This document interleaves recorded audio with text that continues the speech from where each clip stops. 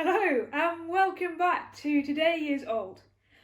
I'm a consultant recovering from burnout, and on this channel I share my burnout busting tips and productivity hacks to make sure we beat the burnout once and for all.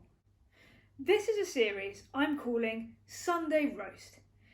This is where I take a common misconception about burnout or productivity and roast it so that we can smash through prejudices one myth at a time. On today's menu, should I quit my job?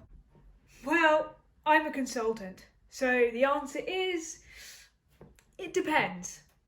If you haven't already read my interview with Accenture Managing Director Jen Romano, go to the description, click on the link, and be prepared to be bowled over by her fantastic pearls of wisdom. One of the key things I took from our discussion is that burnout recovery starts when you identify whether it's the job or the situation that's causing the problem. The two things are different. Let me explain. If you're feeling stressed or burnt out, it's easy to think that if you change your job, that will fix it.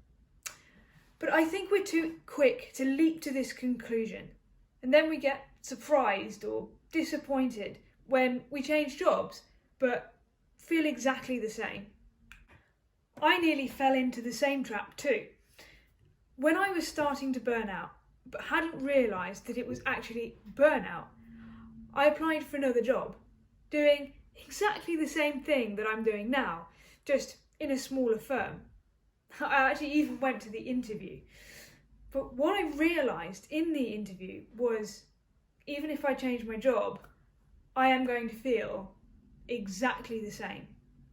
And it hit me like a hammer that the problem isn't the job, it is somewhere in my situation.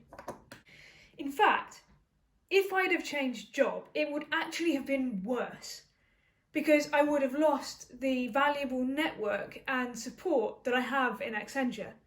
And to be honest, burnout or not, that is hugely valuable. Your network is your net worth. And you should consider that before you quit, frankly, any job. I didn't know exactly where in my situation the problem was. So I took 3 weeks out. In that time, I realised the problem was I'd lost touch with what interests and motivates me, and then how to incorporate that into my day job. Fortunately, I have a very understanding manager, so we were able to make some tweaks to fix this. So for me, the answer to should I quit my job was definitely not. But this advice might not work for everyone. In consulting, changing your project, your role, your client is not just a nice to have, it's our job. So this advice might be easier if you're in a project-based environment where it's easier to try new stuff. But if you're in a company or a role where the roles and responsibilities are very fixed and rigid and there is no flexibility, then the answer might be yes. Hence you got my classic consulting answer, it depends. So, we carved up the meat, served a side of veggies, and now we have a roast dinner. My answer to should I quit my job is not automatically. Invest time in working out if it's the job or the situation, and only quit when you're certain that it's the job that's the problem.